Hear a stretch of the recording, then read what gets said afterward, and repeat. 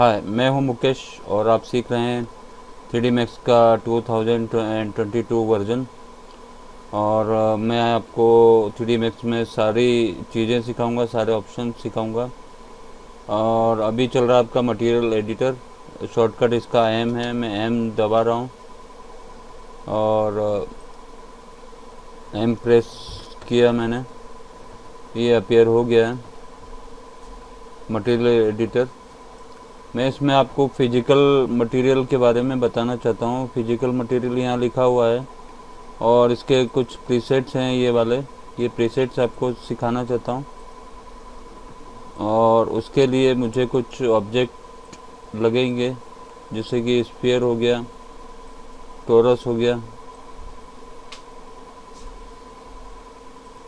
और ये बॉक्स।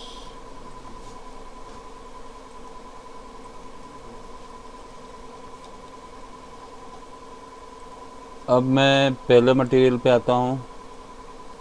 इसमें है पहला ग्लॉसी पेंट है,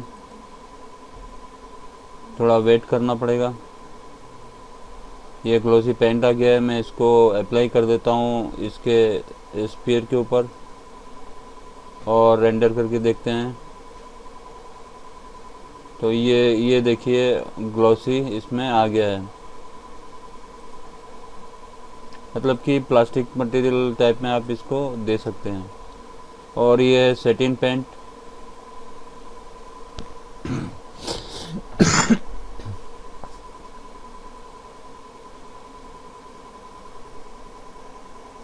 ये सेटिन पेंट है और इसका रेंडर भी नॉर्मल वैसा ही रहेगा, बस इसमें जो स्पेक्युलर था वो कम हो गया है।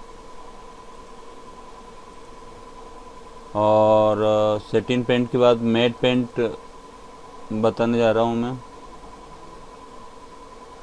ये देखिए, इसको डबल क्लिक करते हैं तो ये बड़ा हो जाता है और इसको देख सकते हैं कि ये मैट पेंट है, मैट पेंट है ये। और रेंडर करके चेक करते हैं तो ये देखिए रिजल्ट इसका, बिल्कुल कोई भी फिनिशिंग नहीं है, मैट है पूरा। और इसके बाद वेनिस्ड पेंट अगर करता हूँ तो चेंजेस यहाँ भी होगा, ये हो गया चेंजेस। और रेंडर करके देखता हूँ तो यहाँ पर भी चेंजेस हो गया है, काफ़ी अच्छा लग रहा है। इसमें रिफ्लेक्शन भी है, रिफ्लेक्शन भी दिखाई दे रहा है बॉक्स का यहाँ पर। और वेनिशिंग पेंट के बाद में हम आते हैं नॉन मेटेलिक मटेरियल्स में आते हैं, सेटिन वेनिस्ड वुड में आते हैं। और ये अप्लाई यहाँ हो गया है और यहाँ पर भी अभी हो जाएगा, ये हो गया है। ये सेटिन वेनिस्ड वुड है और इसको रेंडर करके देखते हैं तो कुछ इस तरीके का दिखाई दे रहा है ये।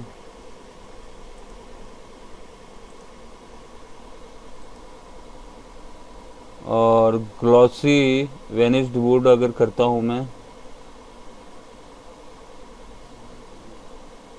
तो ये ग्लॉसी हो जाता है थोड़ा। आउटर से देखिए थोड़ा सा धुंधला सा दिखाई दे रहा है ये। और रेंडर करके देखिए,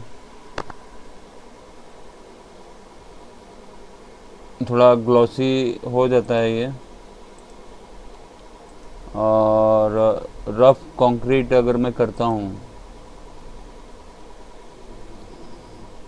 फिर रेंडर चेक करता हूँ, यहाँ पर भी चेंजेस होगा। ये रफ कंक्रीट है, अगर मैं ये रेंडर करता हूँ तो ये कंक्रीट जैसा दिखाई देता है, जैसे कि ये आप देख पा रहे हैं रफ कंक्रीट। और इसके बाद पॉलिश्ड कंक्रीट अगर मैं करता हूँ तो ये पॉलिश्ड कंक्रीट में आ जाता है। मैं डबल क्लिक करता हूँ इसमें, ये पॉलिश्ड कंक्रीट आ जाता है। और रेंडर करता हूँ तो ये पॉलिश्ड कंक्रीट इस तरीके से दिखाई देता है, जैसे कि आप फ्लोर के लिए टेक्सचर दे सकते हैं।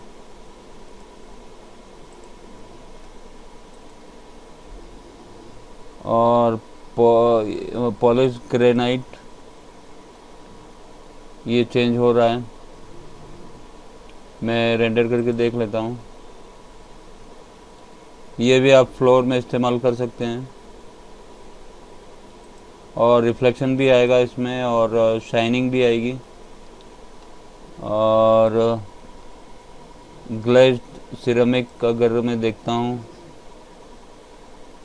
तो ये थोड़ा प्लेन हो जाता है। और ग्लॉसी प्लास्टिक अगर मैं करता हूँ तो ये ग्लॉसी प्लास्टिक जैसा इफ़ेक्ट आएगा। रेंडर करके देख लेता हूँ इस तरीके से। और इसके बाद मैट प्लास्टिक करता हूँ तो जो प्लास्टिक है फिनिशिंग सारी चली जाएगी उसकी।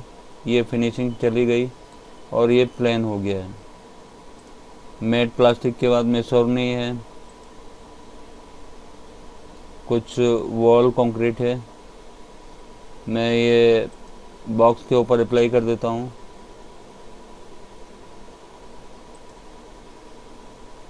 और फिर देखता हूँ रेंडर करके तो ये कुछ वॉल का इफ़ेक्ट आपको देना है तो वॉल का मटेरियल आप इससे आसानी से दे सकते हैं। मेसोरनी के बाद रबर आता है। रबर का यानी कि थोड़ा सा लेदर टाइप में मटेरियल मिल जाएगा। और रबर के बाद है ग्लास सॉलिड जियोमेट्री, ग्लास है ये। और इसके पीछे मैं बैकग्राउंड डालता हूँ तो बैकग्राउंड में कुछ ये इस तरीके से रिफ्लेक्शन होता है। यहाँ पर देखिए थोड़े थोड़े से हिस्सा बैकग्राउंड का भी दिखाई दे रहा है। अब मैं रेंडर करके चेक करता हूँ इसको तो ये इस तरीके से दिखाई दे रहा है। इसके ऊपर मैं दूसरा मटेरियल अप्लाई कर लेता हूँ यहाँ से।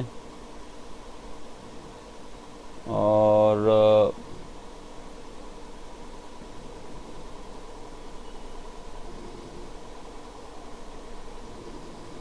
पॉलिश्ड ग्रेनाइट इसमें डाल देता हूँ।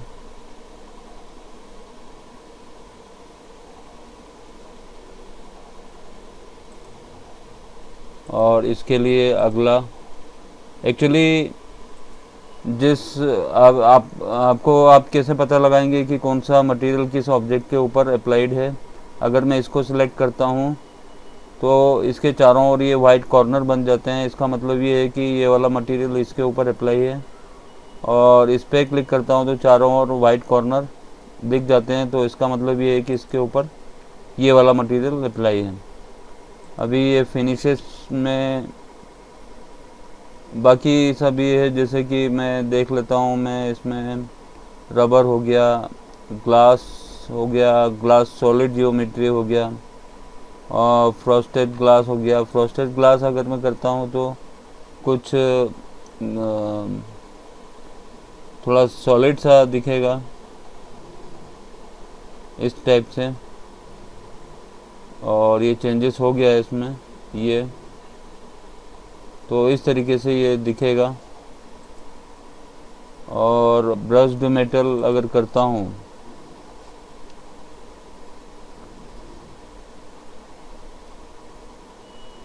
तो ये कुछ इस तरीके से दिखता है। मैं इसको अप्लाई कर देता हूँ इसके ऊपर, बॉक्स के ऊपर।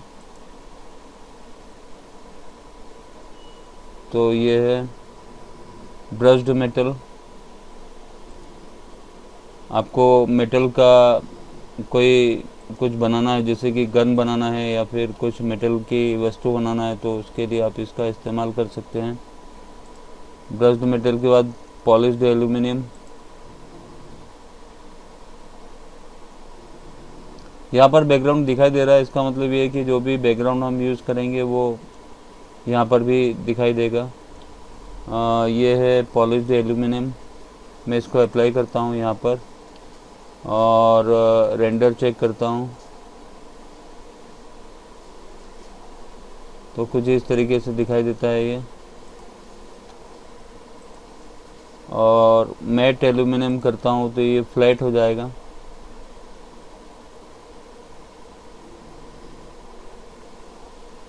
और मैट एल्यूमिनियम देख लीजिए।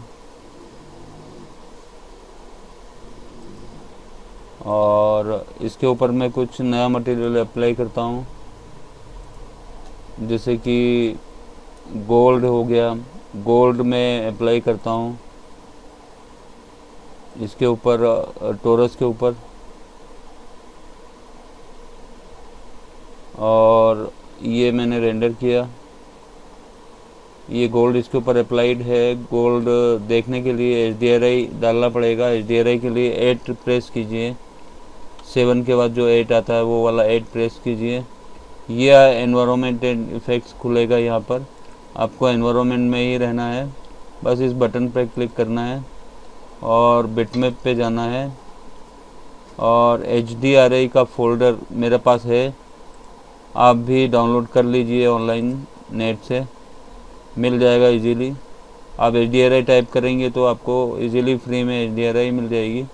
ये HDRI मैं ओपन करता हूँ। HDRI मीन्स चारों तरफ यही इमेज फैल जाएगी और उसका रिफ्लेक्शन और रिफ्रैक्शन हमारे ऑब्जेक्ट पर पड़ेगा। मैं इसे खींच करके इसके ऊपर डाल रहा हूँ और इंस्टेंस कर रहा हूँ। और यहाँ से रेंडर करके चेक करता हूँ तो कुछ अलग ही रिजल्ट दिखाई देगा।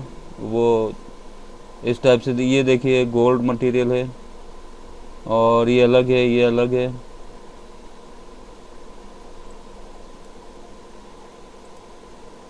अब मैं बॉक्स के ऊपर कुछ नया मटेरियल अप्लाई करता हूँ,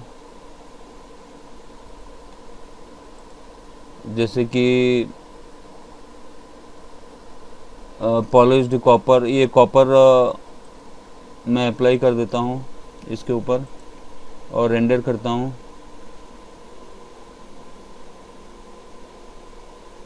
ये कॉपर, इसका रिफ्लेक्शन भी इसमें दिखाई दे रहा है।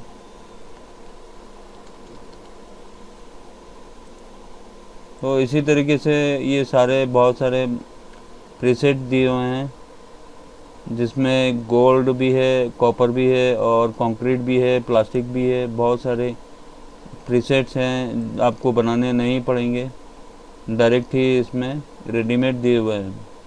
तो ये लेक्चर मैं यहीं समाप्त करता हूँ। फिजिकल मटेरियल का था ये। और मेरे चैनल को सब्सक्राइब कर दीजिए। धन्यवाद।